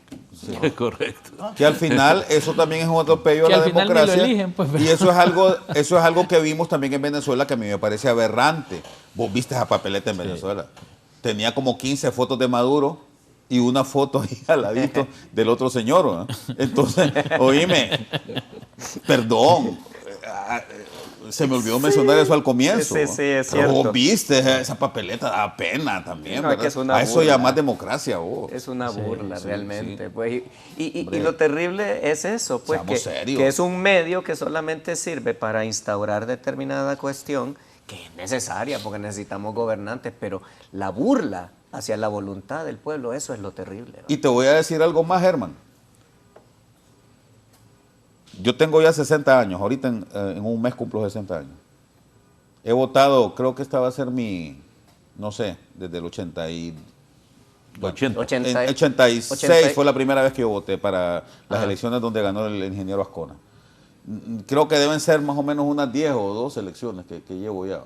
No sé, Van 10. Unas 10. Van 10 en total. Entonces deben ser unas 8 elecciones. 8 o 9, sí. Bueno, lo que te quiero decir es que desde que se hizo esa papeleta, Lino, la papeleta esa gigante de diputados, yo nunca en mi vida, nunca he ajustado los 23 candidatos a diputados. Nunca. Que no se puede. Me voy con... Yo intento hacer una lista. Sí. Agarro los 500. ¿Lleva chepe?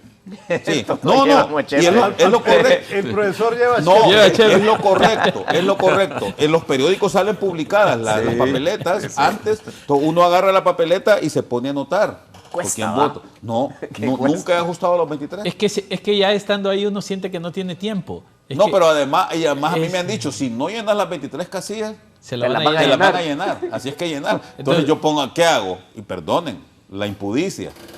¿Qué hago? Agarro a las muchachas más bonitas. Y ahí termino de llenar. Entonces, porque no tengo otro criterio. Lo siento.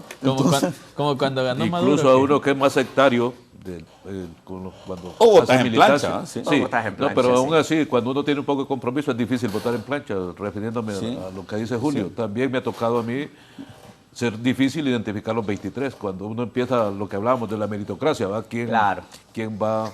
Y me ha tocado votar también por meritocracia que después me he arrepentido. Por ejemplo, las posiciones del abogado Ramos Soto en el Congreso, yo, mi gran maestro, le di el voto, pero las decisiones de el Congreso, ya con la reelección de Juan Orlando y todo eso, me decepcionó enormemente. Pero usted sabe que el voto en plancha técnicamente es improcedente, ¿va? O sea, técnicamente. Sí. Porque cuando se hizo la reforma a inicios de los 2000... Pero en algún momento esa era la estrategia de los partidos. Es que mire, claro, y sigue siendo. Cuando se hizo la reforma electoral a inicios de los 2000, porque acuerda que se votaba por la bandera del partido, los diputados no sabía quiénes eran. Sí. Entonces se decidió hacer una reforma para que se publicara la foto, el nombre y número de casilla de los candidatos y el pueblo pudiese escoger a los candidatos por los cuales estaba votando porque no se sabía quiénes eran los diputados. O a la muchacha bonita. Para que el LIC escogiera a la muchacha bonita. Entonces resulta que se hace la reforma y ahora es por eso esa sábana. Si la ley dice que debe ser un voto libre cruzado a elección por meritocracia y el dueño de partido político le está pidiendo a usted básicamente imponiéndole un voto en plancha, técnicamente es incorrecto. ¿Por qué? Porque al final lo que andan buscando es la suma para tener mayor cociente y no precisamente darle la oportunidad a Lino o a Germán de que el pueblo lo asigne con sus marcas. Entonces yo creo que esa es parte de la aberración del sistema electoral. Es un sistema aberrado, yo estoy de acuerdo, y eso va a cambiar, aunque suene redundante, va a cambiar hasta que tengamos ya diputados por distrito. Porque el diputado por distrito yo lo voy a elegir, el que viene en mi distrito, yo elijo entre los 6, 7 candidatos a diputados que hay de los distintos partidos, yo elijo a un diputado que es mi diputado y es al que yo le pido cuentas. Así debe funcionar una democracia representativa, ¿verdad? Correcto. Pero si yo estoy eligiendo 23, no me da para elegir, hay que entender eso. En el caso de Francisco Morazán, a mí no me da para elegir 23 diputados, no puedo. Y el problema, Julio, es que no quieren hacer esas reformas porque, sumado a todo, la gente tal vez no lo entiende, pero la realidad es que ahorita no se vota ni por esa cara, ni por esa posición, porque después el sistema empieza que si el cociente, que si el residuo, que si las marcas globales y todo, y empieza a definir escaños de diputados que no tienen nada que ver con el Por eso yo digo que es un pleonasmo, por eso digo que es repetitivo, porque ya mira, ¿desde cuándo estamos en esto, Germán? ¿Cuántas veces como ciudadanos, como miembros de la sociedad, interesados, hemos pedido que se hagan estas reformas? La ciudadanización de las mesas, fíjate que ya ni lo quiero decir porque ya estamos cansados de escuchar esto. La ciudadanización de las mesas, que no sean los partidos políticos los que manejen las elecciones, sino que sean ciudadanos, ¿verdad? Eso, oíme, el PRI gobernó 70 años en México y en un chascazo hicieron la reforma y ciudadanizaron el IFE. Antes, igual que en Venezuela, antes era el ministro de Gobernación el que manejaba las elecciones. Sí. El ministro de Gobernación en México, ¿verdad?, que era un empleado del presidente de turno, que era del PRI, claro. Y el presidente de turno elegía por el dedazo, el famoso dedazo, ¿verdad? Claro. El destape que le llamaban en México, así se elegía, total, ¿verdad? Y luego el ministro ya se sabía que el ministro de Gobernación, que era el segundo al mando en el gobierno, ¿verdad?, porque en México no hay vicepresidente, ¿verdad?, era el que decidía el sistema electoral.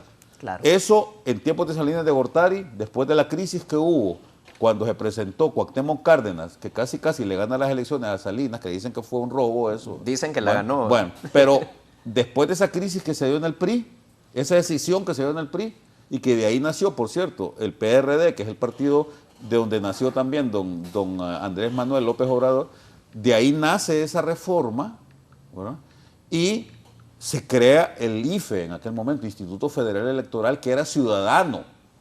Se elegía a los rectores de las universidades, a los académicos, para que fueran ellos quienes manejaran el IFE, ¿verdad? Y así se ha venido manejando el IFE, y México se ha convertido en una democracia plena, después de ser una dictadura de 70 años, ¿verdad?, de partido. Entonces yo creo que aquí en Honduras podemos hacer esas reformas, solo es cuestión de tener un poco de voluntad y de amor por este país. Porque miren, compañeros. Solo le leo lo que dice el arquitecto Juan Carlos Rodríguez.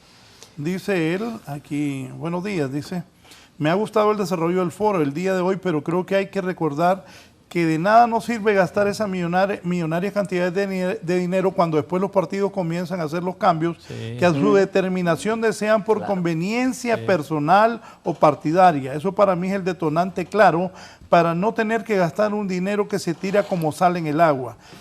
Por aquí me agregó, incluso recordemos que ha servido para generar mantos de impunidad con las diputaciones en el Congreso Nacional o en el Parlamento Centroamericano. Es justo lo que le iba a decir. El Lino sabe de estas cosas. Hubieron en 2021 candidatos a diputados que sacaron 120,000 votos en Francisco Morazán, pero salió electo como diputado el que sacó 50,000. Exactamente. Correcto. Hubo el que sacó 12,000. Es correcto. Por esa distribución que hablaba. Cuénteme a mí que ha sido candidato a diputado. En una de esas yo saqué 124,000 marcas. En las elecciones de Mel. Sí, correcto, y quedé fuera. Entonces, Raúl contribuyó a que me sacaran. Ahí Lino sacó más votos que un montón de gente, pero no salió. Pero el sistema lo sacó. Claro, es el sistema. ¿Por qué lo saca? Porque primero el residuo. Sí. Eso, el cociente, eso lo mata, el residuo. Y después, cuando ya ven quiénes están saliendo, el dueño del partido dice: no, fíjate que no, méteme a aquel.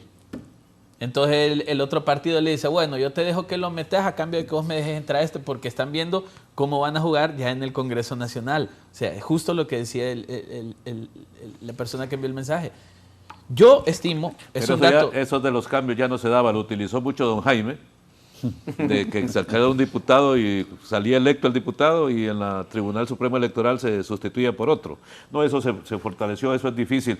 Se dan esos procesos, y este consejo, y eso sí le voy a decir, este Consejo Electoral tuvo cuidado, que antes cuando el resultado es muy apretado, se somete a la revisión del resultado en el Consejo Nacional Electoral, y entonces lo que hacían los políticos es que los transcriptores y los técnicos que pagaban, que estaban en el Consejo, los trataban de pagar. Hubo intentos en la última elección de hacer esto, y en ese sentido los consejeros hicieron la denuncia y hubieron varios personal acusado, incluso hubo presos, no sé si al final fueron condenados, ¿va? Pero sí se detuvieron, porque se manejaba. Entonces,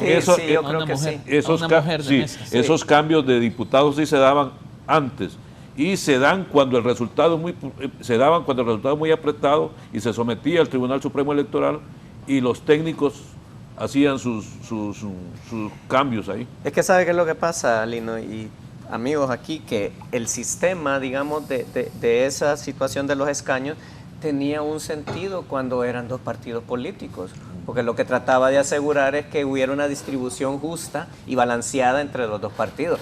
Pero cuando son 14, pierde totalmente el sentido, pues ya no va al espíritu del votante, simple y sencillamente va al espíritu del que quiere imponer a determinada persona. Pero hay una ventaja, en primarias el cociente no aplica, el voto directo. Ah, sí, en primarias no. En primarias los candidatos se tienen que matar. Eso sí. Porque digamos, usted puede estar en la casilla 23 por Francisco Morazán, claro, pero si usted saca más marcas es el más votado y va en la primera para generales. Exactamente. Y generalmente no ocupan matarse porque si solo va una corriente, bueno, siempre va el que llena la urna y el que adultera el acta. Digamos, el caso del Partido Liberal, con 6 corrientes, ahí va a ser complejo ese proceso de No conteo. creo que llegue a las 6 corrientes. El sistema de organización de corrientes internas dentro del partido, 200 municipios, 14 departamentos. Son como 3.000 personas. Raúl participó mucho en los procesos electorales internos del partido. Era difícil constituir la segunda corriente. En los momentos de mayor éxito. Se avecina un agarre en el partido. Dicen que Raúl es la mano que mece la cuna ahí. Es correcto. Se avecina un pleito ahí. Ya tienen sus diferencias, Narrala y Calix. Va a haber pleito, yo se los digo. Va a ser complejo. Y uno va a salir diciendo, me hicieron trampa y me voy. Si no tiene representante en la Junta Rectora. Imagínense el tamaño. No, yo no sé. Yo ahí lo dejo para que lo piensen el tamaño de los el tamaño de los egos que han llegado a caer dentro del Partido Liberal, que además tenía un caudal enorme como para egos de ese tamaño, pero que ahora que está así, yo no sé cómo van a hacer para caber esos egos. Ahora, el entusiasmo que ha generado... Yo a Yani le decía que el auditorio, que por cierto Yani ayudó a hacer ese auditorio, le digo, ese ego tuyo no cabe en ese auditorio, pero ahora el de estos va a dar a la calle. Raúl es el único que yo veo que cuestiona a su jefe, ¿fíjate? No, pues que hay que decirle la verdad, Yani, ¿o no? Está bien, está bien. Hay que decirle la verdad. Cuando toca. Por ejemplo, le dije a Yani, ¿y eso que entró Narrala y Calix? No, pero me van a recordar que reviví el partido. Me dejó pensando. Pues. Y efectivamente que lo revivió. Mire el entusiasmo que hay, reuniones municipales, departamentales, gente buscando opciones, buscando a quien apoya, se apoya a Salvador, a Maribel. Es extraordinario. Yo estoy en 15 grupos de chat, no participo mucho, pero los analizo. Hasta el cambio de actitud. ¿15 grupos de qué? De los dirigentes del partido, de los chats. Y era... Hasta por rato dije, chef, ya cocina. ¿Escuchaste mal o dije mal? El caso es que hasta antes de la incorporación de Narrala y de Calix, eran puras descalificaciones. No, estaban muertos. Entre uno a otro. Ahora la actitud es más, tratando de incorporarse, tratando de activar el partido, la motivación ha sido fue un balón de oxígeno, no cabe duda. Pero mire, siempre es bueno ver lo que se requiere, ¿va? Para sacar el proceso primario, todos los partidos necesitan mínimo 44,000 personas solo para las mesas. Necesita 200 candidatos por corriente, 200 candidatos a alcalde su regidor, con sus corporaciones municipales, que el promedio es 10. Estamos hablando de casi 3,000 personas por corriente. Si son 6 corrientes, son 18,000 personas solo para candidaturas a gobiernos municipales. 128 diputados con 128 suplentes por 6, y son 6 corrientes. O sea, Parlamento norteamericano. Parlamento y por el otro lado, autoridades. ¿va? Entonces, lo que quiero plasmar es que el proceso en sí es un proceso desgastante, que requiere mucho esfuerzo y mucho capital humano, y que, digamos, los partidos van a tener que encontrar la manera de que 6 de cada 10 hondureños que no profesan afiliación a un partido político apoyen. Porque si lo vemos por el otro lado, que 4 de cada 10 sí, y tenemos 4 partidos, la media sería 1 de cada partido. O sea que los números no le dan para cubrir todo lo que necesitan solo para participar electoralmente. De ahí entra todo un tema activistas, votantes, o sea, la verdad es que yo avisoro un proceso primario muy complejo, sumamente complejo. Es complejo y ¿cómo vamos a salir aquí? Si va a rebustecerse la democracia o se va a atomizar aún más, porque por ahí estábamos haciendo números, 450,000 hondureños tienen la posibilidad de un candidato. Tenemos un candidato por cada 450,000. Te interrumpo porque ya nos vamos. Ahora, Germán Leicelar, ¿qué dice? ¿Está de acuerdo que se gasten, cuánto es? 1.400 millones en elecciones internas. ¿Está de acuerdo? ¿Sí o no? No. Me parece que es demasiado, aún y cuando se traigan justificativos. Ya mencionamos a lo largo del programa una cantidad de cosas que si todavía tuviéramos todos esos beneficios, pero lamentablemente no creo que va a ser así y parece dinero botado. Gracias, Germán, por tu participación esta mañana. Don Luis León, ¿y para usted? ¿Está de acuerdo con ese gasto o no está de acuerdo? No estoy de acuerdo y también quiero dejar para el pensamiento del auditorio un tema en agenda. Si se aprueba el presupuesto ahora, será ejecutado por 3 nuevos consejeros, bueno, 2 nuevos consejeros. Y no sabemos si el programa electoral aprobado, ellos van a estar de acuerdo con él o lo van a reformar y ahí podemos entrar a otros problemas. Así que yo diría, hay que esperarnos un poco más, ya estamos cerca de que los nombren. Lino, yo vi que cuando argumenté el por qué yo estaba hablando de este tema, también lo aceptaste y que tienes tu posición correcta y que la ley permite eso. Sí, no, yo aquí tengo las dos opiniones. Como el ciudadano común, creo que es demasiado caro, pero el Pleno de Consejeros cumple con lo que establece la ley de presentar un proyecto de presupuesto en base a las experiencias que ha venido desde el Tribunal Supremo Electoral hasta el Consejo Nacional Electoral. Debe revisarse, creo que debe pensarse en las necesidades del pueblo hondureño y como creo que con esto me estás pidiendo, Julio, Raúl, quiero felicitarte por el nivel del programa que llevaste. No es el programa de descalificación, es el programa de análisis, de compromiso y realmente felicitar a los compañeros por ese aporte que hacen, porque los hondureños están esperando más propuestas, más cosas positivas para fortalecer el sistema. Respondiéndote, iba a decir en mi defensa, pero no, respondiéndote. El nivel del programa es de acuerdo a los invitados.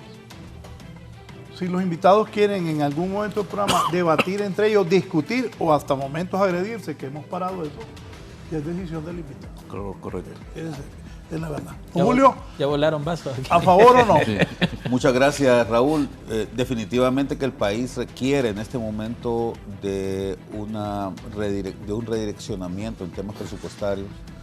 El tema de la democracia es importante, pero no podemos nosotros darnos el lujo de gastar 1.492, que por cierto es el año de Cristóbal Colón,